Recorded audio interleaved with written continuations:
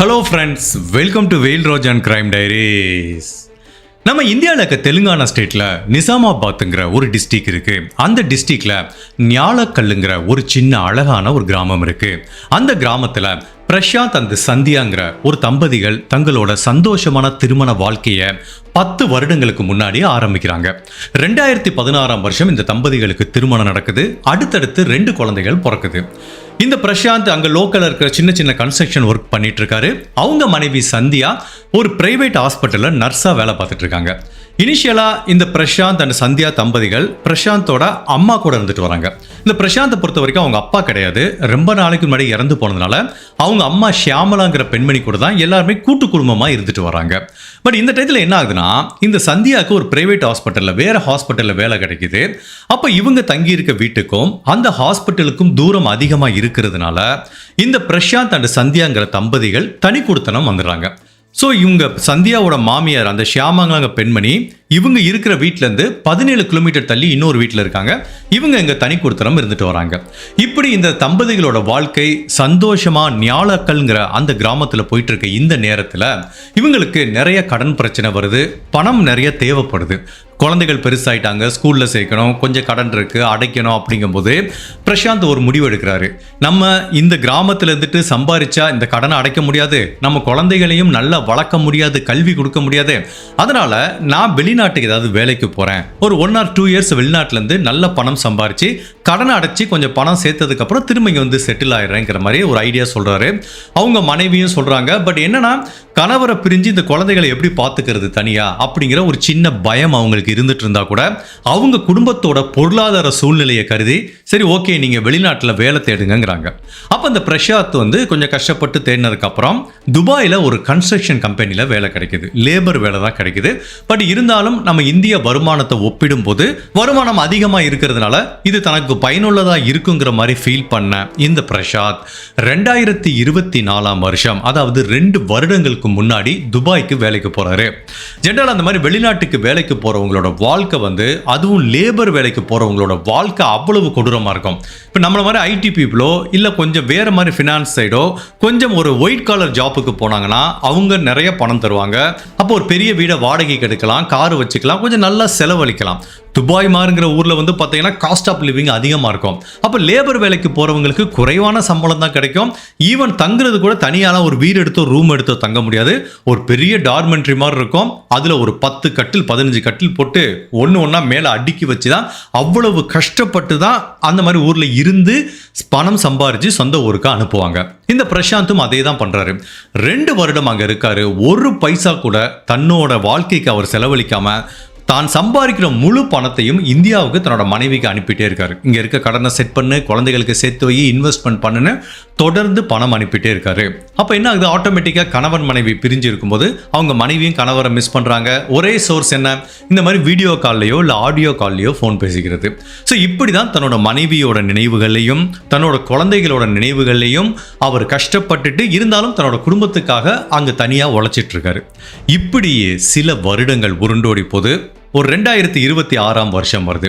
அப்போ வந்து இந்த பிரசாந்த் ஃபீல் பண்றாரு, ஓகே இப்போ நம்ம கிட்ட ஓரளவு பணம் சேர்ந்துருச்சு, கடன் அடைச்சாச்சு, குழந்தைகளுக்கும் இனிமேல் சேர்த்து வைக்கலாம், நம்ம ஏன் குடும்பத்தை பிரிஞ்சு கஷ்டப்படணும், மனைவி குழந்தைகளை பிரிஞ்சு கஷ்டப்படணும்னு அவர் இப்போ இந்தியாவுக்கு திரும்பி போயிடலாமான்னு முடிவு பண்ணி 2026 ஜூன் மாதம் ஒரு முடிவு எடுக்கிறாரு. அதாவது போன மாதம் தான் ஒரு முடிவு எடுக்கிறாரு.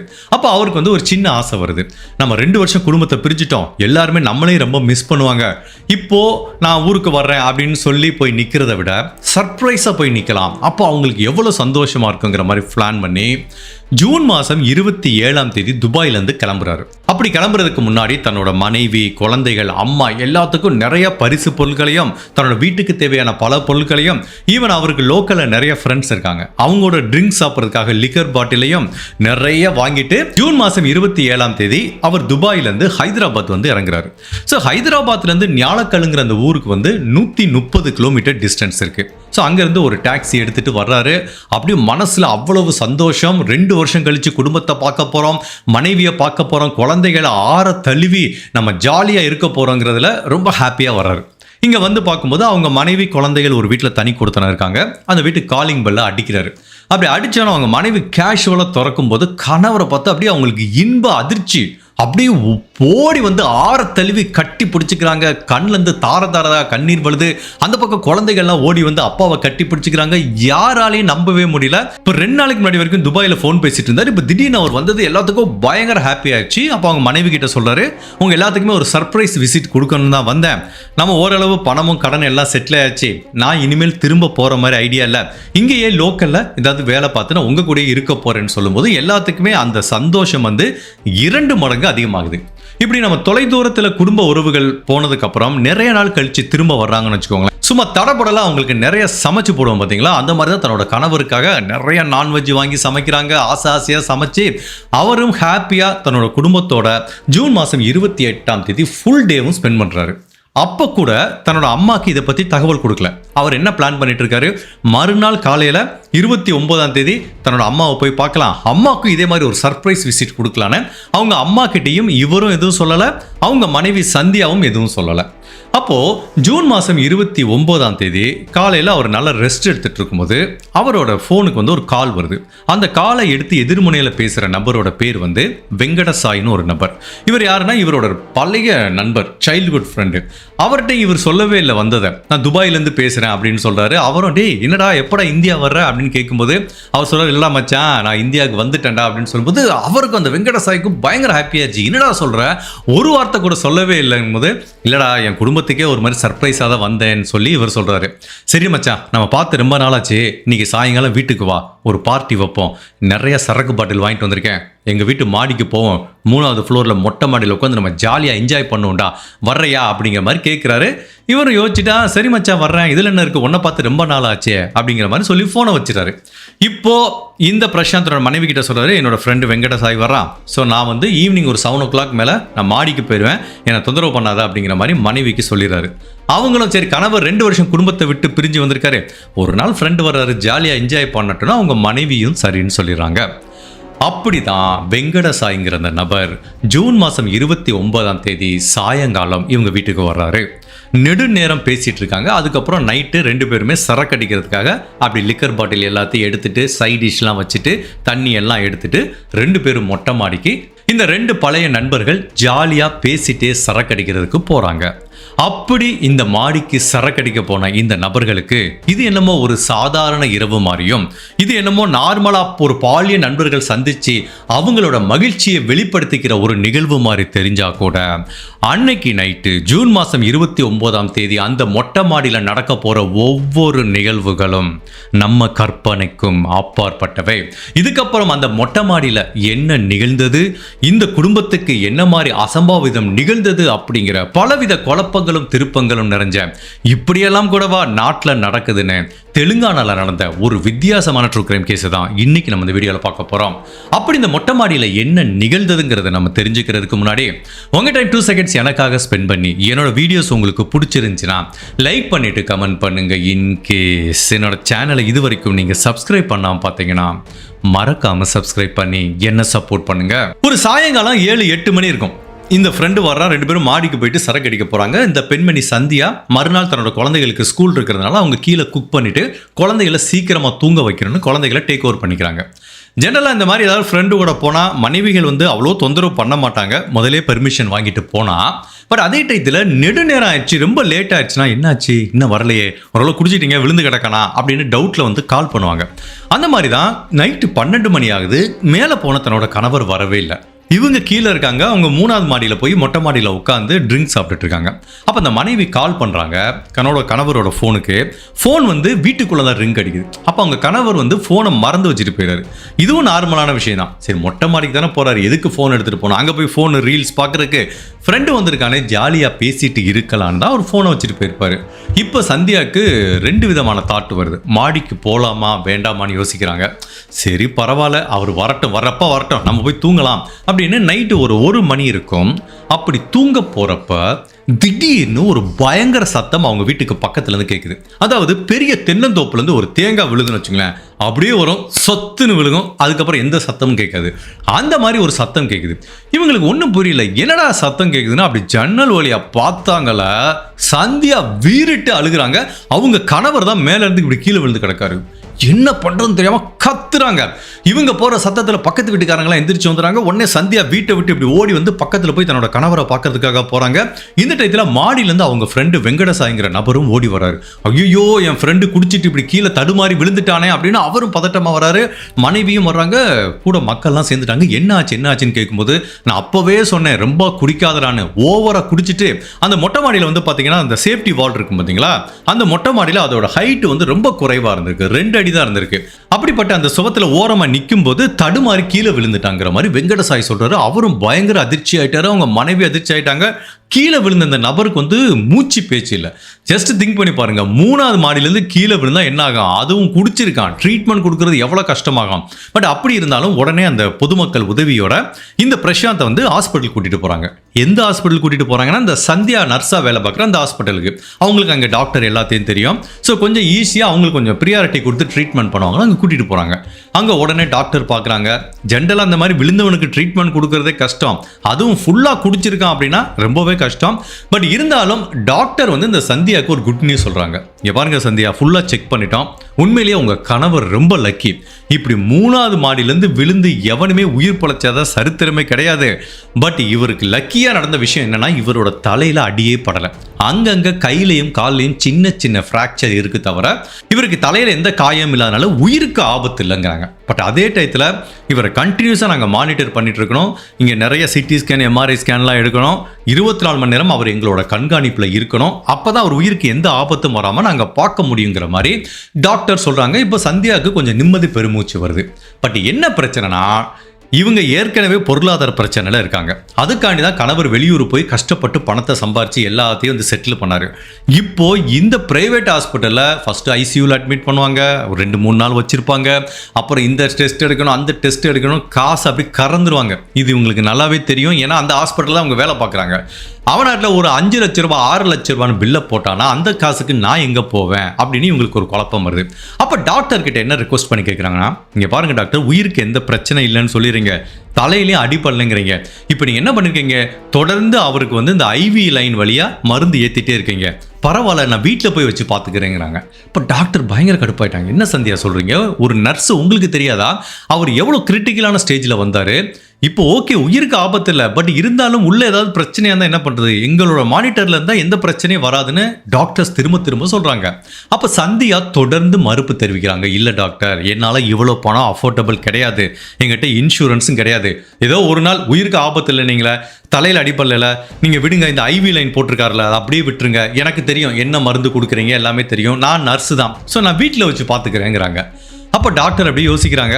சரி, இது ஒரு 3வது நம்பர்னா யோசிச்சிருப்பாங்க. இவங்க ஒரு நர்ஸு, சரி இங்கேருந்து பார்க்குறோம், அதே ட்ரீட்மெண்ட்டை அவங்க வீட்டிலேருந்து கண்டினியூ பண்ண போகிறாங்க. ஏதாவது டவுட்னா நம்மளுக்கு ஃபோன் பண்ணி கேட்டுப்பாங்க. ப்ளஸ் அவங்களுக்கும் இவ்வளோ பணம் அஃபோர்டபுள் கிடையாதுங்கிறதுனால டாக்டரும் கன்சிடர் பண்ணி, ஓகே சந்தியா, இது உங்கள் ரிஸ்க்கு, நீங்கள் கூட்டிகிட்டு போங்க, எந்த பிரச்சனை இல்லைன்னு அவரை வந்து ஹாஸ்பிட்டல்லேருந்து டிஸ்சார்ஜ் பண்ணிடுறாங்க. எப்போ அவர் என்னைக்கு விழுந்தாரோ மறுநாள், அதாவது ஜூன் மாதம் 30ஆம் தேதி வந்து அவர் டிஸ்சார்ஜ் பண்ணிடுறாங்க. உடனே சந்தியா வீட்டுக்கு கூட்டிகிட்டு வந்துடுறாங்க. அதுக்கப்புறம் இவங்களும் ஒரு 1 வீக் லீவ் எடுத்து தன்னோட கணவருக்கு ஃபுல்லாக வீட்டிலே ஒரு மினி ஹாஸ்பிட்டல் மாதிரி செட்டப் பண்ணி தன்னோட கணவரை வந்து நல்லா பார்த்துக்கிட்டு வராங்க. அவருக்கு தேவையான இன்ஜெக்ஷன் எல்லாம் போட்டுட்டு இருக்கும்போது ஜூன் மாதம் 30ஆம் தேதி நைட்டு திடீர்னு பார்த்தீங்கன்னா இவங்க கிச்சனில் இருக்கும்போது அந்த கணவர் ஒரு ரூமில் படுத்திருப்பார்ல, அங்கேருந்து ஒரு சத்தம் கேட்குது, டப் அப்படின்னு ஒரு சத்தம் கேட்குது. இவனு பயந்துட்டு போய் பக்கத்தில் பார்த்தா அவங்க கணவரை வந்து ஒரு கட்டிலில் படுக்க வச்சுருக்காங்க. ஐவி இன்ஜெக்ஷன்லாம் போட்டு மருந்து இறங்கிட்டு இருக்கு. அதோட கட்டிலேருந்து கீழே விழுந்திருக்காரு. கீழே விழுந்தவருக்கு சுத்தமாக பேச்சு மூச்சே இல்லை. சந்தியாவுக்கு பக்குன்னு ஆயிடுச்சு. உடனே பக்கத்து வீட்டுக்காரங்களை கூப்பிட்டுட்டு திரும்ப அதே 30ஆம் தேதி வந்து ஹாஸ்பிட்டல் கூட்டிகிட்டு போகிறாங்க. அங்கே போய் ஹாஸ்பிட்டலில் டாக்டர் செக் பண்ணால், என்ன சந்தியா சொல்கிறீங்க, ஆள் இறந்து போயிட்டாருங்க அப்படிங்கிறாங்க. சந்தியாவுக்கு தூக்கி வாரி போட்டுருச்சு. என்ன டாக்டர் சொன்னீங்க, நேற்று தான் தலையில் ஒன்றும் அடி இல்லைங்கிறீங்க, ஓகேவா இருந்தாருன்னு சொல்கிறீங்க, உயிருக்கு ஆபத்தில் நீங்கள் சொல்லி நம்பி தான் நான் கூப்பிட்டு போனேன், இப்போ இறந்து போயிட்டாருன்னு சொல்கிறீங்கன்னு கதறி அழுகிறாங்க.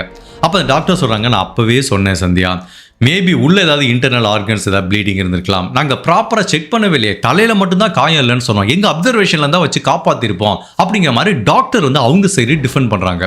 பட் நடந்து போச்சு. சந்தியாவுக்கு என்ன பண்ணுறதுன்னு தெரியல, கதறி அழுதுட்டு திரும்ப அவரோட உடலை வந்து வீட்டுக்கு எடுத்துகிட்டு போகிறாங்க. ஸோ அவங்களோட வழக்கம்படி பார்த்தீங்கன்னா கிரிமேட் பண்ணிடுவாங்க, நெருப்பு வச்சு எரிச்சு சாம்பல் ஆக்கிடுவாங்க. ஸோ சந்தியா அதுக்குரிய எல்லா அரேஞ்ச்மெண்ட்டையும் பண்ணுறாங்க, அவங்க சொந்தக்காரங்க வராங்க. ஸோ ஜூன் மாதம் 1ஆம் தேதி சந்தியா வந்து தன்னோட கணவருக்கு இறுதி மரியாதை செலுத்தி அவரை கிரிமேட் பண்ணலான்னு பிளான் பண்ணி வச்சிருக்காங்க. பட் இதில் என்ன ட்விஸ்ட் அப்படின்னா, தன்னோட பையன் துபாயில் இருக்கான் தான் அவங்க அம்மா இன்னும் நினச்சிட்டு இருக்காங்க. அவங்க அம்மா எங்கே இருக்காங்க?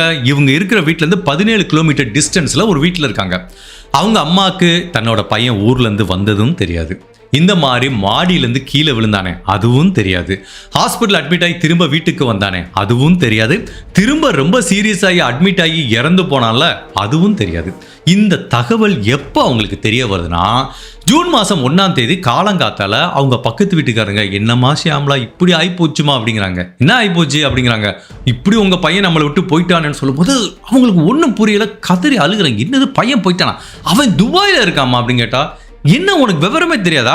உன் பையன் துபாயிலேருந்து வந்தான், மாடியிலேருந்து விழுந்தான், ஹாஸ்பிட்டலில் போய் அட்மிட் ஆகி இறந்து போயிட்டான் ஷியாமலா அப்படின்னு சொல்லும்போது அவங்களும் நெஞ்சில் அடிச்சுட்டு பத்தறி அடிச்சுட்டு ஓடி போகிறாங்க. ஏன் இல்லை தன்னோட பையன் தாங்கிட்டு ஒரு வார்த்தை கூட சொல்ல, இந்த மாதிரி துபாயிலேருந்து வந்தான்ட்டு. இப்போ அந்த பிரசாத் வீட்டுக்கு போகிறாங்க. அங்கே பார்த்தீங்கன்னா பந்தல்லாம் போட்டு இவரை வந்து இறுதி மரியாதை செலுத்தி அந்த ஃபினரல் இறுதி பொசிஷன் நடந்துட்டு இருக்கு. இவரை கிரிமேட் பண்ணுறதுக்கு எல்லா வேலையும் நடக்குது. அது ஐஸ் பாக்ஸுக்குள்ளே அந்த பிரசாத்தை வச்சிருக்காங்க. இப்போ ஷியாமலாங்கிற அந்த பெண்மணி அப்படியே அமைதியாக பக்கத்தில் ஒரு சேரை போட்டு தன்னோட பையனோட முகத்தையே பார்த்துட்டு இருக்காங்க. நடந்தது என்னங்கிறத கேள்விப்படுறாங்க. அவங்களால நம்பவே முடியல. பல தகவல்கள் முன்னுக்கு பின் முரணா இருக்கு. முதல்ல தன்னோட பையன் குடிப்பான்னு தெரியும், கண்ணு முன்னு தெரியாமல் குடிக்க மாட்டான். அப்படியே குடித்தாலும் இப்படி மொட்டை மாடியில் செவத்தில் போய் பக்கத்தில் நிற்பான்னு தெரியாது. அப்படி விழுந்திருக்கவும் வாய்ப்பு இல்லை. ஸோ இவங்களுக்கு ஒரு சின்ன டவுட் வருது. அப்படி விழுந்தவன் ஹாஸ்பிட்டலுக்கு போயிருக்கான், திரும்ப வந்தவனே எப்படி அவன் இறந்து போக முடியும்? இப்படின்னு பலவிதமான தகவல்கள் அவங்களோட மனசில் முன்னுக்கு பின் முரணா தெரியுது. அப்போ ஒரு அம்மாங்கிற முறையில் அவங்களுக்கு மனசில் ஒரு உள்ளுணர்வு இருக்கு. அந்த உள்ளுணர்வு ஷியாமலாக்கு என்ன சொல்லுதுன்னா, தன்னோட பையனோட மரணம் ஒரு ஆக்சிடென்ட் இல்லை, அது ஒரு திட்டமிட்டு செய்யப்பட்ட கொலை அப்படிங்கிற மாதிரி ஃபீல் பண்ணுறாங்க. அதுக்குரிய காரணம் முன்னுக்கு பின் முரணான இந்த தகவல் மட்டுமல்ல, தன்னோட பையன் கிளம்புனதுலேருந்து இப்போ வரைக்கும் ஏன் தாங்கிட்டு ஒரு வார்த்தை கூட சொல்ல. சரி அவன் சொல்லலை, மாடியிலேருந்து விழுந்துட்டான். ஏன் தன்னோட மருமக இந்த மாதிரி பையன் விழுந்துட்டான், ஹாஸ்பிட்டல் அட்மிட் ஆயிருக்கான், வீட்டுக்கு வந்தோம், திரும்ப ஏன் பையன் இறந்து போனது கூட தன்னோட மருமகன் என்கிட்ட சொல்லலை. அப்போ ஏதோ ஒரு விஷயம் ரொம்ப நெருடலாக இருக்கிற மாதிரி இந்த பெண்ணுக்கு வந்து தோணுது. ஸோ இதை நான் சும்மா விட போகிறதில்ல. அப்போ அவங்க கேள்விப்பட்ட வரைக்கும் இந்த உடலை பிரேத பரிசோதனை பண்ணலை. அப்போ தன்னோட பையனுக்கு ஒரு பேராபத்து நிகழ்ந்திருக்கு, திட்டமிட்டு தான் தன்னோட பையன் கொலை செய்யப்பட்டிருக்கான்னு சந்தேகப்பட்ட ஷியாமலாங்கிற அந்த பெண்மணி இறுதிச் சடங்கு நடக்கிறதுக்கு இன்னும் 3 மணி நேரம் தான் இருக்கு. 3 மணி நேரத்துல இந்த உடலை தூக்கிட்டு போய் எரிச்சிருவாங்க. அப்போ அதுக்குள்ளேயும் போலீஸ்ல கம்ப்ளைண்ட் கொடுத்து இந்த உடலை எப்படியாவது பிரேத பரிசோதனைக்கு அனுப்புனாதான் தன்னோட பையனுக்கு என்ன நிகழ்ந்ததுன்னு தெரிய வரும்னு இப்போ ஷியாமலா ரொம்ப பதட்டமா போலீஸ் ஸ்டேஷனுக்கு போறாங்க. அங்க போய் மூலையில ஒரு இடத்துல உட்காந்துருக்காங்க. நம்மளுக்கே தெரியும் போலீஸ் ஸ்டேஷன் எப்படி இயங்குன்ட்டு. பரபரப்பா 1000 பேர் கம்ப்ளைண்ட் வருவான். பெரிய பெரிய பணக்காரன், அரசியல்வாதி, இவங்க கொடுக்குற கம்ப்ளைண்ட்லாம் கொஞ்சம் ப்ரியாரிட்டியாக எடுத்துப்பாங்க. பட் இந்த வயசான பெண்மணி ரொம்ப நேரமாக உட்காந்துருக்காங்க. அப்போ ஒரு போலீஸ் அதிகாரிமா, உனக்கு என்னமா வேணும், ஏமா காலையிலேருந்து உட்காந்துருக்க சார்? ரொம்ப அர்ஜென்ட் சார், ஒரு முக்கியமான விஷயம் சார், என் பையனை யாரும் கொலை பண்ணிட்டாங்க சார், பாடியை எரிச்சிருவாங்க சார், கொஞ்சம் ஹெல்ப் பண்ணுங்க சார்னு அந்த ரொம்ப ரிக்வஸ்ட் பண்ணி கேட்குறாங்க. அப்போ அந்த போலீஸ் ஆஃபீஸருக்கு கொஞ்சம் பரிதாபமாக இருக்கவிட்டு இந்த அம்மா வந்து இன்ஸ்பெக்டர் கிட்ட கூட்டு போறாரு. இன்ஸ்பெக்டர் சரி உட்காருங்கம்மா, என்ன பிரச்சனைன்னு போது, சார் எனக்கு ரொம்ப நேரம் டைம் இல்லை, நான் நடந்ததை சுருக்கமாக சொல்கிறேன், ஃபஸ்ட்டு என்னோட பையனோட உடம்பு எரிக்கிறது மட்டும் ஸ்டாப் பண்ணுங்க சார் அப்படிங்கிற மாதிரி அந்த அம்மா வந்து ஒரு கம்ப்ளைண்ட் கொடுக்குறாங்க. போலீஸ் ஆஃபீஸரும் அதை எடுத்துக்கிட்டு, சரி இந்த அம்மா சொல்கிறதுல இது ஒரு உண்மைத்தன்மை மாதிரி இருக்குது, அது எப்படிப்பா ஒரு பையன் இறந்ததா அவங்க அம்மாட்டே சொல்லாமல் இருந்தால் ஏதோ ஒரு தப்பு இருக்குன்னு அர்த்தம் இல்லை, ப்ளஸ் மாமியாருக்கு மருமகளுக்குலாம் ஏற்கனவே ஒன்றும் பெரிய பிரச்சனைலாம் கிடையாது, அப்போ ஏதோ ஒன்று விஷயம் நடந்திருக்கு சரின்னு சொல்லிட்டு ஒரு டீம் போகிறாங்க. போய் அங்கே உடனே அந்த சந்தியா கிட்ட விசாரிக்கிறாங்க. சந்தியா இல்லை சார் இந்த மாதிரி விழுந்தாரு, இந்த மாதிரி ஹாஸ்பிட்டல் தூக்கிட்டு போனோம், டாக்டர் என்ன சொல்கிறாங்கன்னா அந்த விழுந்ததோட எஃபெக்ட்னால தான் சார் அவர் இறந்து போயிருக்காரு, ஸோ அதோட கண்டினியூஷன் தான் அப்படிங்கிற மாதிரி சொல்கிறாங்க. இல்லைம்மா இது அவங்க அம்மா கம்ப்ளைண்ட் கொடுத்துருக்காங்க, இதை வந்து நீங்கள் போஸ்ட்மார்ட்டம் பண்ணீங்களா? பண்ணல, இதை விசாரிக்காமல் எங்களால் ஒன்றும் பண்ண முடியாது, பாடியை போஸ்ட்மார்ட்டத்துக்கு அனுப்பணும், அதுக்கப்புறம் நீங்கள் ஃபினரல் கண்டினியூ பண்ணுங்கன்னு சொல்லி போலீஸ் அதிகாரிகள் தலையிட்டு இந்த பிரசாந்தோட உடலை வந்து பிரேத பரிசோதனைக்கு அனுப்புகிறாங்க. பட் போலீஸ் அதிகாரிகளுக்கும் இந்த மரணத்தில் ஒரு சந்தேகம் இருக்குது. அப்போது 2 டீம் போலீஸ் என்ன பண்ணுறாங்கன்னா, ஒரு டீம் இவர் எந்த ஹாஸ்பிட்டலில் இறந்து போனாரோ இல்லை எந்த ஹாஸ்பிட்டலில் இனிஷியலாக ட்ரீட்மெண்ட் எடுத்தாங்களோ அந்த ஹாஸ்பிட்டலுக்கு போகிறாங்க. இன்னொரு டீம் வந்து இவங்க வீடு ஃபுல்லாக சோதனை போடுறாங்க, ஏதாவது ஒரு விஷயம் கிடைக்குமான்னு. அப்போது இந்த பிரசாந்த் கடைசியில் உடம்பு சரியில்லாமல் ஒரு ரூமில் படுத்திருந்தார்ல, அவர் ஐவி இன்ஜெக்ஷன்லாம் போட்டு அவங்க மனைவி பார்த்துக்கிட்டாங்களே, ரெகுலராக மருந்துலாம் கொடுத்துருந்தாங்க. அப்போ ஜென்ரலாக நம்ம யாருக்காவது மருந்து கொடுக்கும்போது ஒரு இன்ஜெக்ஷன் போடுவோம், அந்த மருந்து பாட்டில் இந்த மாதிரி நிறைய வேஸ்டேஜ்லாம் வந்து ஒரு குப்பை தொட்டியில் போடுவோம்ல. இப்போ அந்த வீடு ஃபுல்லாக தேடுறாங்க, எல்லாமே பக்காவாக க்ளீனாக இருக்குது. ஜென்ரலாக ஒரு க்ரைம் சீனில் எல்லாமே கிளீனா இருந்தா அந்த இடத்துல ஒரு தப்பு இருக்குன்னு அர்த்தம். அதுதான் போலீஸுக்கு தோணுது. சரிப்பா, இவர் ட்ரீட்மெண்ட் எடுத்திருக்காரு, அது எவ்வளோ இன்ஜெக்ஷன் போட்டிருப்பாங்க, ஒரு சின்ன சின்ன பஞ்சுலாம் வச்சு தொடச்சு விடுவாங்க, குப்பை தொட்டியில் ஒண்ணுமே இல்லையாப்பா அப்படின்னு போலீஸுக்கு டவுட் வருது. அப்பனா பர்பஸா எல்லாத்தையும் கிளீன் பண்ணியிருக்காங்க. சரி, ஜென்ரலா வீட்டில் ஒருத்தவங்க இறந்து போனா கிளீன் பண்றது நியாயம் தான். அது எப்போ பண்ணுவாங்க? அவங்க இறந்து போய் அடக்கம் பண்ணி ஒரு 2-3 நாள் கழிச்சு கூட பண்ணுவாங்க. இவர் இப்போதான் உடம்பு சரியில்லாமல் இறந்து போய் ஹாஸ்பிட்டல்லேருந்து எடுத்துட்டு வந்து அந்த இறுதி மரியாதையை ரெடி பண்ணிட்டு இருக்கும்போது எப்படி கேப்ல அவங்களால கிளீன் பண்றதுக்கு டைம் கிடைக்குது, மனசு வந்துச்சு? அப்போ ஏதோ ஒரு தப்பு இருக்கு. ஏதோ ஒரு விஷயத்த மறைக்கிறதுக்கு தான் ஒட்டுமொத்த வீடையும் பக்காவா கிளீன் பண்ணியிருக்காங்க அப்படிங்கிற சந்தேகமும் வருது. இப்போ இன்னொரு டீம் ஹாஸ்பிட்டலில் போய் கேட்குறாங்களா, அப்போ டாக்டர் என்ன சொல்றாங்கன்னா, சார் உண்மையிலேயே எங்களுக்கே ஆச்சரியமா இருக்கு சார், அவர் எப்படி இறந்து போனார்னு. முந்தின நாள் நாங்கள் எல்லாம் செக் பண்ணோம், இந்த அங்கே ரிப்போர்ட்டுன்னு எடுத்து காமிக்கிறாங்க. பார்த்தா அங்கங்கே சின்ன சின்ன ஃப்ராக்சர் இருக்கு தவிர அவரோட உயிருக்கு ஆபத்து ஏற்படுத்துற மாதிரி எந்தவித காயமும் இல்லை. தலையில சுத்தமா ஒரு காயமும் இல்லை. அது இனிஷியலா டாக்டருக்கே ஆச்சரியமா இருந்துச்சு. கண்டிப்பா இந்த மாதிரி ஒரு நோயாளி இறந்து போறதுக்கு வாய்ப்பு இல்லை சார். ஸோ மறுநாள் அவங்க எடுத்துட்டு வரும்போது நாங்கள் என்ன நினச்சிக்கிட்டோம், சரி அதோட கண்டினியூஷன் ஏதோ ஒரு இம்பாக்ட்ல இறந்து போயிட்டாரு, நாங்களும் செக் பண்ணல சார், அவர் இறந்து போனாரா இல்லையாங்கிறத செக் பண்ணிட்டு அந்த உடலை கொடுத்துட்டோங்கிற மாதிரி சொல்றாங்க. இப்போ டாக்டர் சொல்றதும் போலீஸுக்கு மேலும் மேலும் சந்தேகத்தை கிளப்புது. அப்போ இதுல ஏதோ ஒரு விஷயம் இருக்குப்பா, டீப்பா விசாரிச்சு பார்த்துருவோம் அப்படின்னு இப்போ அந்த பிரேத பரிசோதனைக்காக உடல் போயிருக்கு. அந்த பிரேத பரிசோதனை அறிக்கை வர்றதுக்காக போலீஸ் வெயிட் பண்றாங்க. இந்த டயத்துல போலீஸ் ஆபீசர் பக்கத்து வீட்டுக்காரங்க கிட்ட விசாரிக்கிறாங்க. ஈவன் இந்த இறந்து போன பிரசாந்தோட அம்மா மனைவி 2 பேத்தையும் போலீஸ் ஸ்டேஷன் கூட்டிட்டு போய் விசாரிக்கிறாங்க. அப்படி விசாரிக்கும் போது இந்த அம்மா ஷியாமலா இருக்காங்களா, பையனை பத்தி பேசும்போதே உடஞ்சு பல முறை அழுகுறாங்க. பட் அந்த மனைவி அப்படியே கல்லு மாதிரி இருக்காங்க. ஸோ இந்த வித்தியாசத்தை போலீஸால உணர முடியுது. யாரு மனசார இந்த இழப்பை அவங்க ஃபீல் பண்றாங்க, மனசார இந்த துக்கத்தை அவங்க ஏத்துக்கிறாங்க, எப்படி ஃபீல் பண்றாங்க அப்படிங்கிறத விசிபிளா போலீஸால வித்தியாசப்படுத்தி பார்க்க முடியுது. உண்மையிலேயே ஒரு அம்மா தன்னோட பையனோட இழந்த சோகத்தை அந்த பெண்மணியோட முகத்துல பார்க்க முடியுது. இந்த பக்கம் இந்த பெண்ணுக்கு தன்னோட கணவரை இழந்த சோகத்தை சுத்தமா பார்க்க முடியல. எல்லாமே ஆர்டிஃபிஷியலா இருக்கு, பயங்கர செயற்கையா இருக்கு. இதை வச்சு பார்க்கும்போதே போலீஸுக்கு ஒண்ணு புரியுது, இந்த பிரசாந்தோட மரணத்தினால அவங்க மனைவிக்கு 1% கூட வருத்தமும் கிடையாது, அதனால இவங்க அஃபெக்ட் ஆகவே இல்லை அப்படிங்கிறது தெளிவா தெரியுது. பிளஸ் போலீஸுக்கு இந்த மனைவி சந்தியா மேல சந்தேகம் வர்றதுக்கு ரீசன் என்ன அப்படின்னா, போலீஸ் சந்தியா கிட்ட ஃபுல்லா விசாரிக்கிறாங்க. அவங்க கணவர் வந்ததுலேருந்து இறந்து போற வரைக்கும் இவங்க சொல்ற சில டைம் லைனும் பக்கத்து வீட்டுக்காரங்க சொல்ற டைம் லைனும் முற்றிலும் வித்தியாசப்படுது. அதாவது இவர் எப்போ மாடியிலேருந்து விழுந்தாரு, எப்போ ஹாஸ்பிட்டல் போயிட்டு வந்தீங்க, இந்த மாதிரி டைம் லைன் நிறைய வித்தியாசப்படுறதுனால இந்த மனைவியோட ஸ்டேட்மெண்ட்ல முன்னுக்கு பின் முரணா பல தகவல் இருக்கிறத கண்டுபிடிக்கிறாங்க. பட் இந்த டயத்தில் சரி வரட்டும், அந்த பிரேத பரிசோதனை அறிக்கை வரட்டும், அப்போ தெரிஞ்சு போயிருந்தா அப்படின்னு போலீஸ் வெயிட் பண்ணும்போதான் ஒரு 2-3 நாள் அந்த பிரேத பரிசோதனை அறிக்கை வருது. அதுல இந்த பிரசாந்தோட மரணம் எப்படி நிகழ்ந்திருக்குன்னா, அவரோட உடம்புல ரத்தத்துல சில டாக்ஸிக் கெமிக்கல்ஸ், ஒரு விஷத்தன்மை வாய்ந்த கெமிக்கல் கலந்திருக்கு. அவரோட பிளட் அந்த ஸ்ட்ரீம்லே கலந்திருக்கு. அப்படியே பிளட் வழியா ஏறி அவரோட மூளைக்கு போய் மூளையில இருக்க செல்களை அரிச்சு தான் அவரோட மரணம் நிகழ்ந்திருக்கு. ஒட்டுமொத்தத்தில் ஒரு கெமிக்கல், அந்த கெமிக்கல் என்ன ஏதுன்னா தெரியல, ஒரு விஷத்தன்மை வாய்ந்த கெமிக்கலை அவரோட உடம்புல செலுத்தியிருக்காங்க. அது எப்படி செலுத்துவாங்க அப்படின்னா, இப்போ ஜென்ரலாக அதை குடிக்கிறாங்கன்னு வச்சுக்கோங்களேன், அது வேற மாதிரி போகும். ஃபுட்பாத் வழியாக போய் ஆர்கனை டிஸ்டர்ப் பண்ணி அதை ஈஸியாக கண்டுபிடிக்கலாம். பட் இந்த விஷத்தன்மை வாய்ந்த கெமிக்கல் எப்படி அவரோட உடம்புல செலுத்தப்பட்டிருக்குன்னா, அவரோட ரத்த நாளங்கள்லேயே டைரெக்டாக செலுத்தப்பட்டிருக்கு. அதை ஈஸியாக போலீஸ் லிங்க் பண்ண முடியுது. ஏன்னா அவர் மாடியிலேருந்து விழுந்து அடிபட்டு ஹாஸ்பிட்டலேருந்து திரும்ப வீட்டுக்கு வந்தப்போ அவரோட கையில் அந்த ஐவி லைன் இன்னமே போட்டிருந்தாரு. ஸோ அந்த ஐவி லைன் வழியாக தான் இந்த கெமிக்கலை செலுத்தியிருக்காங்க அப்படிங்கிறது தெரிய வருது. சோ இவரோட மரணம் மாடியிலிருந்து விழுந்ததுனால ஏற்படல, இவரோட உடம்புல செலுத்தப்பட்ட கெமிக்கல்னால தான் இந்த மரணம் நிகழ்ந்திருக்கு. சோ இது ஒரு திட்டமிட்டு செய்யப்பட்ட கொலை அப்படிங்கிறது இந்த பிரேத பரிசோதனை அறிக்கை மூலமா 100% உறுதி செய்யப்படுது. அப்போ ஆட்டோமேட்டிக்காக அவங்க மனைவி மேலே தான் சந்தேகம் வரும். அவங்க நர்ஸு வீட்டில் வச்சு அவங்க தான் கணவரை பார்த்துட்டு இருந்தாங்க. அப்போ அவங்க தானப்பா இதை ஏற்றி இருக்க முடியும் அப்படின்னா, ஓகே அதுக்கு பின்னாடி வருவோம். ஃபர்ஸ்ட் போலீஸ் ஆஃபீஸர் இதை ஒரு கொலை வழக்காக பதிவு பண்ணி இந்த விசாரணை எங்கேருந்து ஆரம்பிக்கிறாங்கன்னா, இவர் கூட ஃபர்ஸ்ட் மேலே ஒரு ஃப்ரெண்டு போய் சரக்கு அடித்தான்ல வெங்கடசாயினா, அவனை கூப்பிட்றாங்க. டேய் சொல்கிறா என்னடா நடந்துச்சு அப்படின்னு கேட்டால், ஏற்கனவே போலீஸ் கிட்ட என்ன சொன்னானோ அதே தான் அவன் சொல்கிறான். சார் ஒன்றுமே இல்லை சார், நாங்கள் 2 பேரும் ரொம்ப நாள் கழிச்சு மீட் பண்ணோம், மாடியில் போய் சரக்கு அடித்தோம், அவன் ஃபுல் போதையில் நிதானம் இல்லாமல் இருந்தான். அப்போ அந்த எட்ஜில் போய் நின்றுட்டு இருந்தான். டே போகாதடா, வாலோட ஹைட்டு கம்மியாக இருக்கா, விழுந்துட்டு போகிறேன்னா பல டைம் சொல்லிட்டே இருந்தேன் சார், கேட்காம அப்படியே ஃபுல் போதையில் போய் விழுந்துட்டான் சார் அப்படிங்கிற மாதிரி இவன் சொல்கிறான். போலீஸ் சொல்கிறாங்க, இங்கே பாரு தம்பி, நீ சொல்கிறது பொய்ன்னு எனக்கு தெரியும், நீ இந்த உண்மையை சொல்லிட்டா அதுக்கு தகுந்த மாதிரி உனக்கு நாங்கள் ட்ரீட் பண்ணுவோம்னு சொல்லி கேட்கும்போது, இல்லை சார் நான் உண்மையை தான் சார் சொல்கிறேன் அப்படிங்க. சரி, நீயும் அவனும் ஃப்ரெண்டு, ஸோ உனக்கு வந்து அவன் மனைவிக்கும் உனக்கு என்ன தொடர்பு அப்படின்னு கேட்குறாங்க. சார் அவங்க சகோதரி மாதிரி சார். சரிப்பா, சகோதரி மாதிரிங்கிற, அடிக்கடி பேசுவீங்களா? இல்லை சார், அவங்க கூட நான் அவ்வளோ பேசுறது இல்லை அப்படின்னு சொல்லும்போது போலீஸ் வந்து ஒரு ஃபோன் ரெக்கார்டை தூக்கி போடுறாங்க.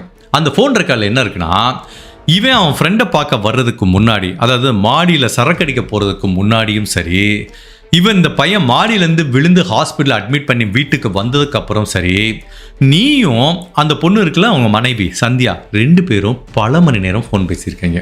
அதுக்குரிய காரணம் என்னங்கிறத நாங்கள் தெரிஞ்சுக்கலாமா அப்படிங்கிற மாதிரி ஒரு டிஜிட்டல் எவிடன்ஸை வச்சு கன்ஃபரன்ட் பண்ணாங்கல்ல. ஒரு செகண்ட் இந்த வெங்கடசாய் வந்து ஆடி போயிட்டான். சார் நான் உண்மையை ஒத்துக்கிறேன் சார், என்ன நடந்துச்சுன்னு, அவனே விழுகலை சார், ப்ளஸ் இதை நான் மட்டும் தள்ளி விடலை, அவங்க மனைவியும் வந்தாங்க, 2 பேரும் சேர்ந்தா சார் தள்ளி விட்டோங்கிறான். சரி, எதுக்காக தள்ளி விட்டேங்க, யார் தள்ளி விட சொன்னா? ஓகே சார், இவன் எப்போ துபாயிலேருந்து வந்திருக்கான்னு சொல்லும்போது அவங்க மனைவி எனக்கு ஃபோன் பண்ணாங்க சார், உங்கள் நெடுநாள் ஃப்ரெண்டு, நீங்கள் கால் பண்ணுங்க, அவர் வீட்டுக்கு வர சொல்லுவார், நீங்கள் வாங்க, ஆனால் உங்கள் ஃப்ரெண்டு முன்னாடி மாதிரி இல்லை, ரொம்ப மோசமான நபராக மாறிட்டாருன்னு சொன்னாங்க சார்.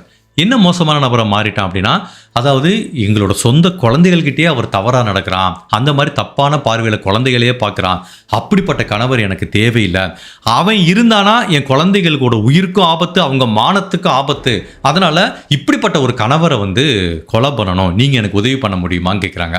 ஸோ இவங்க கேட்குறதுல ஒரு நியாயம் இருக்கிற மாதிரி வெங்கடசாய் ஃபீல் பண்ணுறான். அதே டயத்தில் உனக்கு இதுக்காக நிறைய பணம் தரோங்கிறாங்க.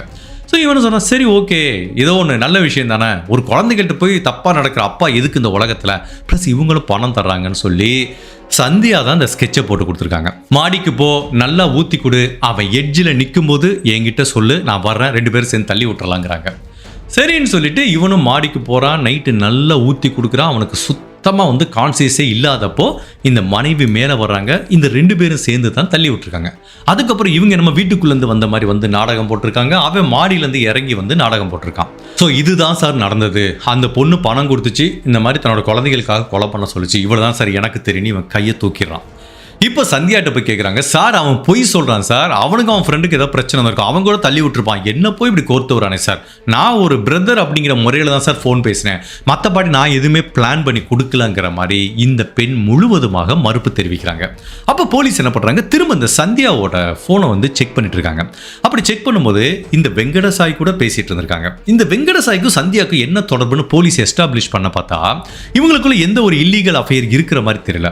பட் அப்போ போலீஸுக்கு ஒன்று மட்டும் புரியுது, இந்த சந்தியா வெங்கடசாயை பயன்படுத்தி தன்னோட கணவரை கொலை பண்ணியிருக்காங்க அப்படிங்கிறது மட்டும் புரியுது. மற்றபடி இந்த கொலைக்கான மோட்டிவ் என்னங்கிறது போலீஸுக்கு தெரியல. பட் அதுக்குரிய விடை எங்க கிடைக்குது அப்படின்னா, சந்தியாவோட செல்போனை செக் பண்ணி பார்க்கும்போது இந்த வெங்கடசாய் கூட ஒரு 2-3 டைம் தான் பேசியிருக்காங்க. பட் இன்னொரு நம்பர் கூட பல நாள் பல மணி நேரம் தொடர்ந்து பேசியிருக்காங்க. அவங்க கணவர் எப்போ துபாய்க்கு வேலைக்கு போனாரோ அதுலேருந்து அந்த நம்பர் கூட 2 வருடமா தொடர்ந்து மணிக்கணக்காக பேசியிருக்காங்க. இப்போ அந்த நம்பர் யாருக்கு சொந்தமானது அப்படின்னு எடுத்து பார்க்கும்போது இவங்க ஹாஸ்பிட்டலில் கூட வேலை பார்க்குற ஒரு கோவொர்க்கர் அனில் அப்படிங்கிற ஒரு நபருக்கு சொந்தமான நம்பர்னு தெரியுது. அப்போ அங்கே விசாரிக்கும் போதான் இந்த அனிலுக்கும் இந்த சந்தியாவுக்கும் ஒரு தொடர்பு இருந்திருக்கு. ஸோ 2 பேரும் வந்து ஹாஸ்பிட்டலில் வேலை பார்க்குற இடத்துல ஒரு ஃப்ரெண்டாக பழகிருக்காங்க, அவங்களுக்குள்ள ஒரு அஃபையர் ஏற்பட்டிருக்க வாய்ப்பு இருக்குன்னு போலீஸ் திங்க் பண்ணுறாங்க. ஈவன் ஹாஸ்பிட்டலில் இருக்க சில பேர் இதை பற்றி அரசியல் புரசலாக சொல்கிறாங்க. இதை வந்து எப்படி அறிவியல் ரீதியாக நிரூபிக்கிறதுன்னு சந்தியாவோட ஃபோனில் பார்த்தா இந்த அனில்ங்கிற நபர் கூட பேசின எந்த கான்டாக்டும் இல்லை, வாட்ஸ்அப் இல்லை, சாட் இல்லை, எல்லாம் க்ளீனாக டெலீட் பண்ணி வச்சுருக்காங்க. பட் அதே டயத்தில் அந்த அனில்ங்கிற நபரோட ஃபோனை வாங்கி செக் பண்ணி பார்த்தா அந்த அனிலும் இந்த சந்தியாவும் பல நாள் பல மணி நேரம் நிறைய சாட் பேசியிருக்காங்க, ஃபோட்டோ அனுப்பிச்சிருக்காங்க, வீடியோ அனுப்பிச்சிருக்காங்க, ஆடியோ கால் பேசியிருக்காங்க, வீடியோ கால் பேசியிருக்காங்க. எல்லா தடயமும் அவனோட ஃபோனில் டெலீட் பண்ணாமல் வச்சுருந்துருக்கான். ஸோ இப்போ அதுலேருந்தே தெரிஞ்சு போச்சு இவங்க 2 பேத்துக்குள்ளேயும் தொடர்பு இருந்திருக்கு.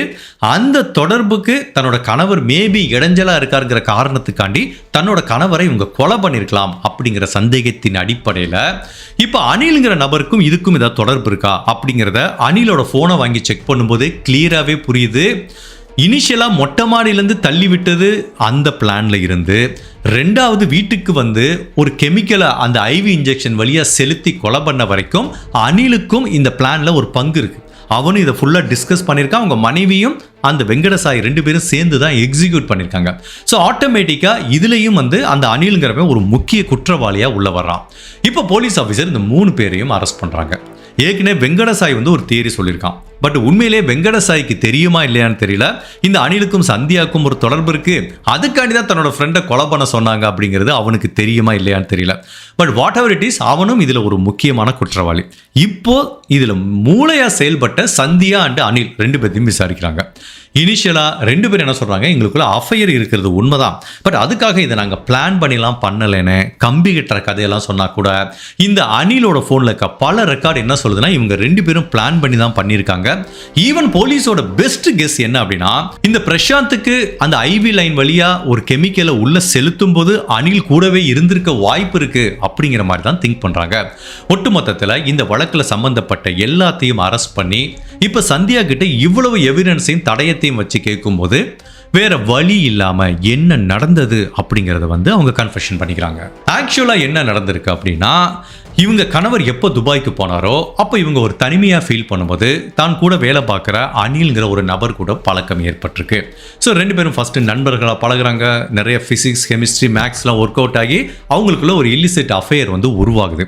ஸோ கணவர் வெளிநாட்டில் இருக்கிறதுனால இவங்களுக்கு வந்து ரொம்ப ஈஸியாக போச்சு. எங்கே வேணாலும் எப்போ வேணாலும் என்ஜாய் பண்ணிக்கலாம், மீட் பண்ணிக்கலாம், பேசிக்கலாம், எந்த விதமான ரெஸ்ட்ரிக்ஷனும் இல்லை. பட் என்ன ஆகுது அப்படின்னா, திடீர்னு ஒரு நாள் அவங்க கணவர் சொல்லாமல் வந்து நிற்கிறாரு. இந்த மனைவிக்கு பயங்கர ஷாக் ஆயிடுச்சு. அப்போ வெளிப்புறமா சந்தோஷமா இருக்கிற மாதிரி ஒரு தோற்றத்தை கட்டமைச்சா கூட அவங்களுக்கு இப்போ மனசுல 2 விதமான பயம் இருக்கு. ஒன்று, இந்த அஃபையரை கணவர் கண்டுபிடிச்சிருவாரோ அப்படிங்கிற பயம். 2வது, இப்போ புருஷன் வந்துட்டானே, எப்படி நம்ம இனிமேல் அனில் கூட கண்டினியூ பண்ணுறது, அனிலை என்னால் விட்டு கொடுக்க முடியாது அப்படிங்கிற மாதிரி ஒரு 2 விதமான பதட்டம் வர ஆரம்பிக்குது. அப்போ ஃபீல் பண்ணுறாங்க, சரி ஓகே, இனிமேல் இந்த கணவர் நம்மளுக்கு தேவையில்லை. அவன் இல்லாமல் 2 வருஷம் நம்ம ஜாலியாக இருந்தோம்ல, இப்போ இனிமேல் அவன் இல்லாமல் இருந்தால் வாழ்க்கை ஃபுல்லாக அப்படி அனில் கூட சந்தோஷமாக இருக்கலாமே, அதனால் தன்னோட கணவரை கொலை பண்ணிடலாங்கிற மாதிரி பிளான் போட்டிருக்காங்க. ஸோ இவங்களோட கள்ளக்காதலுக்கு கணவர் இடையூறாக வந்துருவாரோ அப்படிங்கிற பயத்தில் தான் இந்த கொலையை பண்ணாங்கங்கிற மாதிரி ஒரு மோட்டிவ் சொல்கிறாங்க. பட் இன்னொரு சோர்ஸில் நான் என்ன படித்தேன் அப்படின்னா, இந்த பிரசாந்த் பல நாட்களுக்கு முன்னாடி தன்னோட பேரில் 1 கோடி ரூபாய்க்கு இன்சூரன்ஸ் பாலிசி எடுத்து வச்சிருக்காரு. ஸோ அதுவும் இந்த கொலைக்கு ஒரு மோட்டிவாக இருக்கலாங்கிறாங்க. பட் அது ஒரு சோர்ஸில் தான் சொல்கிறாங்க. அதோட உண்மைத்தன்மை என்னன்னு தெரியல. பட் உண்மையிலே இந்த கள்ளக்காதல் ப்ளஸ் இந்த இன்சூரன்ஸ் பாலிசி இது 2மே வந்து ஒரு கம்பைன்டு மோட்டிவாக இருக்கிறதுக்கு வாய்ப்பு இருக்கு. சரி, எப்படி கொலை பண்ணலாம் அப்படின்னு பார்க்கும்போதான் இந்த சந்தியா வந்து இந்த வெங்கடசாய்ங்கிற ஃப்ரெண்டை பற்றி கேள்விப்பட்டிருக்காங்க. அவன் எப்படி பார்க்க வருவான்னு தெரியும். அதனால அவனுக்கு முன்னாடியே ஃபோன் பண்ணி இவன் வந்ததை, பிரசாந்த் வந்ததையும் சொல்லி அவன் இந்த மாதிரி சொந்த குழந்தைகள்கிட்டே தவறாக நடக்கிறாங்கிற மாதிரி தவறான ஒரு பிம்பத்தை கட்டமைச்சு கொலைக்கு வந்து அவனை உதவிக்கு கூப்பிடுறாங்க. பணம் தரன்னு சொல்லி அவனுக்கு ஆசை வார்த்தை காமிக்கிறாங்க. அவனும் சரிங்கிறான். ஸோ மாடிக்கு கூட்டு போகிறாங்க, நல்லா ஊற்றி கொடுக்குறாங்க. அப்போ வந்து பயங்கர போதையில் இருக்கும்போது இவன் கூப்பிடுறான் வெங்கடசாய். சந்தியா மேலே போகிறாங்க. 2 பேரும் சேர்ந்து தான் தள்ளி விடுறாங்க. அப்படி தள்ளி விட்டதுக்கப்புறம் சந்தியா ஒன்றும் தெரியாம மாதிரி மாடியிலேருந்து இறங்கி வீட்டுக்குள்ளே வந்துடுறாங்க. இவன் மாடியிலேருந்து இறங்கி பதட்டமாக வர்றான். அப்புறம் திரும்ப சந்தியா வீட்டுக்குள்ளேருந்து வந்து அப்படி ஐயோ என் கணவர் இப்படி ஆயிடுச்சு அப்படின்னு வந்து அழுது நாடகம் போடுறாங்க. ஸோ இவங்களோட எக்ஸ்பெக்டேஷன் என்ன அப்படின்னா, 3 மாடியிலேருந்து விழுந்திருக்கான், கண்டிப்பாா செத்து போயிடுவான்னு நினைச்சு ஹாஸ்பிட்டல்ல சேர்த்தா அங்க என்னங்க உங்க கணவருக்கு தலையிலேயே அடிபடலைங்கிறாங்க. இது இவங்க தலையில இடி விழுந்த மாதிரி ஆயிடுச்சு. ஐயோ, இப்போ இவன் எந்திரிச்சிட்டானா யாரு தள்ளி விட்டாங்கிறது தெரியும். என்னதான் போதையில இருந்தா கூட அவனே விழுந்தானா தள்ளி விட்டானங்கிறது தெரியும். அப்போ தன்னையும் அவன் ஃப்ரெண்டையும் போட்டு கொடுத்துருவானேங்கிற ஒரு பயம். சரி, ஹாஸ்பிட்டல்ல வச்சு இவனை போட்டு தள்ள முடியாது, வீட்டுக்கு கூட்டிட்டு போயிடலாம் அப்படின்னு சொல்லி தான், சார் இந்த பில்லுலாம் என்னால் பே பண்ண முடியாது, அவ்வளோ காசு இல்லைன்னு மாதிரி ஒரு ஏமாத்தி இவரை எப்படியோ வீட்டுக்கு டிஸ்சார்ஜ் பண்ணி கூட்டிட்டு போயிட்டாங்க. இப்போ இங்க வச்சு அவங்களை எப்படி கொலை பண்றது அப்படின்னு பிளான் போட்டிருக்காங்க. அந்த அனிலும் ஹெல்ப் பண்ணியிருக்கான். அப்போ இவனை எந்த மாதிரி கொலை பண்ணலாங்கிறத இவங்க பிளான் போட்டதை தன்னோட ஃபோனில் சர்ச் பண்ணியிருக்காங்க கூகுளில். அந்த ஹிஸ்ட்ரியை டெலீட் பண்ணாமல் இருந்திருக்காங்க. அதை போலீஸ் கண்டுபிடிச்சிட்டாங்க. இவங்க என்னதான் அனில் கூட பேசின பல ரெக்கார்டை டெலீட் பண்ணால் கூட அந்த கூகுள் குரோமில் இவங்க சர்ச் பண்ணியிருக்காங்க, என்ன மாதிரி கெமிக்கல் ஐவி லைனில் கொடுத்தா ஒரு நபரை வந்து இறந்து போவார் அப்படிங்கிற மாதிரி பல விதமான விஷயங்களை சர்ச் பண்ணியிருக்காங்க. எப்போ ஹாஸ்பிட்டல்லேருந்து அவங்க கணவரை வீட்டுக்கு கூட்டிகிட்டு வந்ததுக்கு அப்புறம். அப்போ அந்த கூகுள் சர்ச்லேருந்து சில விஷயத்தை கற்றுக்கிட்டு இந்த பெண்மணி என்ன பண்ணியிருக்காங்கன்னா, அவங்க வீட்டில் பாத்ரூம் க்ளீன் பண்ணுறதுக்காக வச்சிருக்க கெமிக்கல், அது என்ன கெமிக்கல் அப்படிங்கிற பேர் வந்து இதுவரைக்கும் அஃபீஷியலாக வெளியில் சொல்லலை. அது பிரேத பரிசோதனை அடிஞ்சு முடிஞ்சதுக்கப்புறம் அந்த கெமிக்கலை டெஸ்டிங் அனுப்பியிருக்காங்க. அப்போ அது உண்மையிலே ஹார்ட்பீக்கா லைசாலா என்ன டெஸ்டிங்கிறது அதுக்கப்புறம் தான் தெரிய வரும். இப்போ வரைக்கும் நம்ம அப்படி வச்சுக்கலாம், பாத்ரூம் க்ளீன் பண்ணுறதுக்குரிய ஒரு கெமிக்கல். ஸோ அந்த கெமிக்கலை கையில் எடுத்துக்கிறாங்க. அதுக்கப்புறம் ஒரு சின்ன செடேட்டிவ் மெடிசன், ஒரு மயக்க மருந்து, ஒரு லிமிட்டட் டோஸை எடுத்து அந்த கணவருக்கு ஃபர்ஸ்ட் அந்த லிமிட்டட் டோஸை அந்த மயக்க மருந்தை ஐவியில் வழியாக செலுத்தியிருக்காங்க. அதுக்கப்புறம் கொஞ்ச நேரம் கழித்து அவர் கொஞ்சம் ஒரு அரை சுய நினைவில் இருக்கும்போது தான் இந்த கெமிக்கலை உள்ளே செலுத்தியிருக்காங்க. இது உள்ளே போனோன்னே உடனே வேலை செய்ய ஆரம்பிச்சிருச்சு. நம்ம வாய் வழியாக கூட ஏதாவது விஷத்தை எவனா குடிச்சா கூட அது உள்ளே போய் கொஞ்சம் வேலை செய்யறதுக்கு டைம் எடுக்கும். பட் இது ஐவில் என்ன டைரெக்டாக நம்மளுக்கு வந்து அந்த பிளட் வெசலில் போகும் பார்த்தீங்களா, உடனே வேலை செய்ய ஆரம்பிச்சிடும். அப்படி பிளட் வெசலில் வந்து ட்ராவல் பண்ணி அவரோட பிரெயினுக்கு போது இன்டர்னல் ஆர்கன் ஒன்று ஷட் டவுன் ஆக ஆரம்பிக்குது. வாயிலேருந்து நுர வருது. அப்போ தான் அவர் கட்டில் உயிருக்கு போராடிட்டு இருக்கும்போது இந்த சந்தியா ஒரு எத்தி விட்டுருக்காங்க. அப்படியே கட்டிலேருந்து டொம்முன்னு கீழே விழுந்தப்பயே அவருக்கு அப்படியே மரணம் அடைஞ்சிடாரு. பட் வாயில் நுரை இருந்திருக்கு. ஸோ ஹாஸ்பிட்டல் கூட்டிகிட்டு போகிறதுக்கு முன்னாடி அந்த நுரையெல்லாம் பக்காவாக க்ளீன் பண்ணி கூட்டிகிட்டு போயிருக்காங்க. ஏன்னா இவருக்கு ஏதாவது உடம்புல விஷம் இருக்குன்னு டெஸ்ட் பண்ணிட்டா என்ன பண்ணுறது, அதனால் இவர் இறந்து போயிட்டாருன்னு உறுதிப்படுத்தினதுக்கு அப்புறம் வாயில் விஷத்தை அந்த நுரையெல்லாம் க்ளீன் பண்ணதுக்கு அப்புறம் தான் ஹாஸ்பிட்டலுக்கு எடுத்துகிட்டு போயிருக்காங்க. பட் ஒரு சோர்ஸில் என்ன சொல்கிறாங்கன்னா இதை வந்து இந்த பெண் தனியாக பண்ணேன்னு சொல்கிறாங்க. இன்னொரு சோர்ஸில் அப்போ அந்த அணில்ங்கிறவன் கூடவே இருந்தாங்கிறாங்க. But whatever it is, Anil இருந்தா இல்லை ரெண்டாவது. பட் அவனுக்கு வந்து இந்த பெண்மணி இப்படி தான் கொலை பண்ண போகிறாங்க அப்படிங்கிறத அவனும் நிறைய ஐடியா கொடுத்துருக்கான். ஸோ இவனும் அதில் ஒரு முதன்மை குற்றவாளியாக வர்றதுக்கு வாய்ப்பு இருக்குது. ஒட்டுமொத்தத்தில் துபாயிலேருந்து ஆசையாக தன்னோட மனைவியும் குழந்தையும் பார்க்க வந்த தன்னோட கணவரை இப்படி கொடுமையாக கொலை பண்ண அந்த சந்தியாங்கிற பெண்ணையும் அந்த காதலர் அனில்ங்கிற நபரையும் இதுக்கு உடந்தையாக இருந்த வெங்கடசாய்ங்கிற அந்த 3 பேரையும் தெலுங்கானா போலீஸ் அரெஸ்ட் பண்ணுறாங்க. ஸோ இவங்க 3 பேர்த்தையும் அரெஸ்ட் பண்ணி மேஜிஸ்ட்ரேட் முன்னாடி ஆஜர்படுத்தியிருக்காங்க. இப்போ போலீஸ் அதிகாரிகள் அவங்க காவல் எடுத்து விசாரணை பண்ணிட்டு இருக்காங்க. கிரைம் சீன் ரீகன்ஸ்ட்ரக்ஷன் பண்ணுவாங்க. அதுக்கப்புறம் குற்றப்பத்திரிகை தாக்கல் செய்வாங்க. ஸோ இவங்களுக்கு அகைன்ஸ்டாக நிறைய தடயம் இருக்கிறதுனால இந்த 3 பேருக்கும் கடுமையான தண்டனை கிடைக்கிறதுக்கு வாய்ப்பு இருக்கு. எந்த ஒரு கிரைம் கேஸ்லயும் சில கேஸ்ல பாத்தீங்கன்னா அந்த டைம் லைன்ங்கிறது ரொம்ப முக்கியம். ஃபார் எக்ஸாம்பிள் ஒரு கடத்தல் வழக்கு எடுத்துக்கோங்க. நம்ம நிறைய கேஸ்ல சொல்லிப்போம், ஃபர்ஸ்ட் 2-3 ஹவர்ஸ்க்குள்ள கண்டுபிடிச்சா மீட் எடுத்துடலாம். அடுத்து ஒரு 5-6 மணி நேரம் அப்படின்னா கொஞ்சம் ரிஸ்க், அப்புறம் உயிரோட கண்டுபிடிக்கிறது கஷ்டம், ஒரு 2-3 நாள் ஆச்சுன்னா பாடியே கிடைக்காதுப்பா அப்படிங்கிற மாதிரி ஒரு டைம் லைன் சொல்லுவாங்க. அதே மாதிரி தான் நிறைய கொலை வழக்குல டைம் லைன்ங்கிறது முக்கியம். இந்த கேஸை வந்து பாத்தீங்கன்னா இப்படி ஒரு கிரைம் நடந்ததும் இந்த கிரைம் இப்படி பண்ணியிருக்காங்க, இந்த கிரைம் சால்வ் செய்யப்பட்டது எல்லாத்துக்குமே வந்து ஒரு ஆணிவேர் அப்படின்னா கொலை செய்யப்பட்ட பிரசாந்தோட அம்மா ஷியாமலாங்கிற அந்த பெண்மணி தான். ஸோ அவங்களுக்கு ஒரு டவுட் வந்து போலீஸில் போய் கம்ப்ளைண்ட் பண்ணியிருக்காங்க. கரெக்டான டயத்தில் பண்ணியிருக்காங்க. அவங்களுக்கு ஒருவேளை அந்த டவுட் வராமலோ இல்லை அந்த சந்தேகத்தோடய அவங்க இருந்தாங்களோ, எந்த ஆக்ஷனும் எடுக்காமல் போலீஸ் ஸ்டேஷனுக்கு போகாமல் இருந்தாங்களோ, இப்படி ஒரு கிரைம் நடந்தது யாருக்கும் தெரியாமல் போயிருக்கும். இப்போ நான் உங்க முன்னாடி உட்காந்து அந்த கிரைமை சொல்லியிருக்க மாட்டேன். ஸோ இந்த கேஸை சால்வ் பண்ணக்கூடிய முழு கிரெடிட்டும் அந்த ஷியாமலாங்கிற அந்த அம்மாவுக்கு தான் போய் சேரணும். ஸோ அந்த அம்மாவோட உள்ளுணர்வு கரெக்டாக இருந்திருக்கு. தன்னோட பையனுக்கு ஏதோ பேராபத்து நிகழ்த்திருக்கு, தன்னோட பையனை கொலை பண்ணியிருக்காங்கன்னு கரெக்டாக போய் போலீஸில் கம்ப்ளைண்ட் கொடுத்துருக்காங்க. போலீஸ் உடனே அந்த பாடியை கைப்பற்றி பிரேத பரிசோதனைக்கு அனுப்பியிருக்காங்க. போஸ்ட்மார்டம் மட்டும் பண்ணலை அப்படின்னா கண்டிப்பாக இந்த நபர் எப்படி இறந்தாருன்னு யாருக்குமே தெரியாது. நேச்சராக ஏதோ மாடியிலேருந்து விருந்திருக்காருப்பா, அந்த அடிபட்டிருக்கு, அதோட இம்பாக்ட்ல தான் 2 நாள் இறந்து போயிட்டாரு அப்படிங்கிற மாதிரி சொல்லி ஈஸியாக அந்த கேஸ்லேருந்து இவங்க 2 பேரும் மூவ் ஆயிருப்பாங்க. அதுக்கப்புறம் இவங்க 2 பேரும் ஜாயிண்ட் அடிச்சுட்டு கூத்தடிச்சுட்டு சந்தோஷமான ஒரு வாழ்க்கையை வாழ்ந்திருப்பாங்க. கடைசி வரைக்கும் அந்த பிரசாந்துக்கு நீதி கிடைக்காமையே போயிருக்கும். இந்த அம்மாவும் தன்னோட பையனை இழந்துட்டு தனியாக தவிச்சிட்டு இருந்திருப்பாங்க. ஸோ ஷியாமலாங்கிற அந்த பெண்மணியை நம்ம எவ்வளவு பாராட்டினாலும் தகும், அவ்வளவு கடினமான சூழ்நிலையும் தன்னோட பையனை இழந்த அந்த வருத்தத்திலையும் அவ்வளவு காமாக கலெக்டிவாக திங்க் பண்ணி அந்த இடத்துல போய் பண்ணாங்க பாருங்க, உண்மையிலேயே வேற லெவல் திங்கிங். ஸோ இந்த மாதிரி நிறைய கேஸை பார்த்து நம்மளுக்கு டயர்டாச்சு. ஸோ இந்த மாதிரி கேஸை திரும்ப நடக்கிறதுனால சொல்கிறேன், இந்த மாதிரி இதில் இன்வால்வ் ஆகிறவங்களுக்கு இந்த மாதிரி கேஸ் வந்து ஒரு மிகப்பெரிய விழிப்புணர்வாக இருக்கணும். இதை பார்த்து எப்படி கொலை பண்ண போகிறோம் அப்படிங்கிறது கற்றுக்கிறது கிடையாது, எப்படி பண்ணாலும் மாட்டிக்க போகிறீங்க. ஸோ இந்த மாதிரி கேஸை வந்து நம்ம எல்லாத்தையுமே ஒரு விழிப்புணர்வாக எடுத்துக்கணும். என்ன பண்ணாலும் மாட்டிக்க தான் போகிறீங்க. எப்படியும் நீங்கள் நினச்ச மாதிரி இப்படி புருஷனை போட்டு தள்ளிட்டு ஒய்ஃபு அந்த மாதிரி காதலன் கூட ஜாலியாக ஒரு வாழ்க்கையை வாழ்ந்துட்டு போகலாம் அப்படின்லாம் நினைச்சீங்கன்னா அது நடக்க போறதெல்லாம் நடக்கும். 1000 பேர் இந்த கிரைம் பண்ணா அதில் ஒருத்தர் 2 பேர் அவன் லக்கில் தப்பிப்பான். பட் 99% வந்து மாட்டிக்கிறாங்க. இப்போ இருக்க டெக்னாலஜி வச்செல்லாம் தப்பிக்கிறதுக்கு வாய்ப்பே இல்லை. பாருங்க, இப்போ இருக்க அந்த ஃபோன் ரெக்கார்டு எடுத்தாலே தெரிஞ்சு போச்சு யார் கூட தொடர்பில் இருக்க அப்படிங்கிற மாதிரி. ஸோ அதுக்கப்புறம் நம்ம நினைச்சது எதுவுமே நடக்க போறது இல்லையே. காதலன் கூடயும் இருக்க முடியல, கணவரையும் போட்டு தெரியாச்சு. இப்போ நம்ம 2 பேரும் காதலனும் காதலையும் போய் ஜெயிலில் உட்காந்துருக்க வேண்டியது. அந்த 2 குழந்தைங்க அனாதையாக இருக்குது. இப்போ அந்த வயசான பிரசாந்தோட அம்மா தான் அந்த 2 குழந்தைகளையும் வளர்க்குற மாதிரி சுச்சுவேஷன் இருக்கும். பட் அந்த குழந்தைக்கு பாருங்க கடைசி வரைக்கும் அம்மா அப்பா இல்லையே. அப்போ இது எவ்வளோ பெரிய பாவம். ஸோ உன்னோட ஒரு சுயநலத்துக்காக புருஷனை கொலை பண்ணி இன்னைக்கு குழந்தைகளை அனாதை ஆகியிருக்கேன்னா எப்படி இந்த மாதிரி பெண்களால் இல்லை இந்த மாதிரி ஒரு ஆண்கள் இன்வால்வ் ஆனாலும் எப்படி அவங்களால ஜெயிலில் போய் நிம்மதியாக ஒரு நிமிஷம் இருக்க முடியுது, சாப்பிட முடியுது, தூங்க முடியுது அப்படிங்கிறத வந்து என்னால் கற்பனை கூட பண்ணி பார்க்க முடியல. நம்ம நிறைய கேஸில் பேசியிருக்கோம், எப்படி புருஷனை கொலை பண்ணுறாங்க, குழந்தைகளை கொலை பண்ணுறாங்க, இந்த மாதிரி கள்ளக்காதலுக்கு இப்படிலாம் கூட பண்ணுறாங்களா அப்படின்னு பார்த்தா நான் ஒரு கேஸில் டிஸ்கஸ் பண்ணிதான் நான் திரும்பவும் இதை சொல்கிறேன். இதுக்குரிய காரணம் சைக்காலஜிக்கல் ஃபேக்டர் வந்து லஸ்ட் கிடையாது, காமம் கிடையாது. காமம் மட்டுமே ஒரு காரணம் வந்தால் 2 வருஷம் என்ஜாய் பண்ணியிருக்காங்க. பரவாயில்ல புருஷன் வந்துட்டா நம்ம கழட்டி விட்டு போயிடுவோம், அவனும் போயிருப்பான், அந்த பொண்ணும் இது வரைக்கும் என்ஜாய் பண்ணியாச்சு, நம்ம இனிமேல் சேஃபாக இருந்துக்கலாம்னா புருஷன் கூட இருந்திருக்கும். ஸோ இது காமம் கிடையாது. காமத்தையும் காண்டி அவங்களுக்குள்ள வந்து பார்த்திங்கன்னா ஒரு லவ் வந்திருக்கு, ஒரு அட்ராக்ஷன் வந்திருக்கு, நிஜமானே ஒரு எமோஷனல் பாண்டு வந்திருக்கு. அந்த மாதிரி எமோஷனல் பாண்டு வரும்போது நார்மலாக லவ் பண்ணுறவங்களுக்கு வந்தால் பிரச்சனை இல்லை. ஃபர்ஸ்ட் டைம் வருது வீட்டில் சொல்லி கல்யாணம் பண்ணிக்கலாம், பிரச்சனை இல்லை. பட் இந்த மாதிரி வேற ஒருத்தன் புருஷனுக்கும் பொண்டாட்டிக்கும் வரும்போது தான் பிரச்சனை. அது கள்ளக்காதல் வருது, இங்கே விட்டுட்டும் போக முடியல, கல்யாணம் பண்ணிக்கணும்னு ஆசைப்படுறாங்க.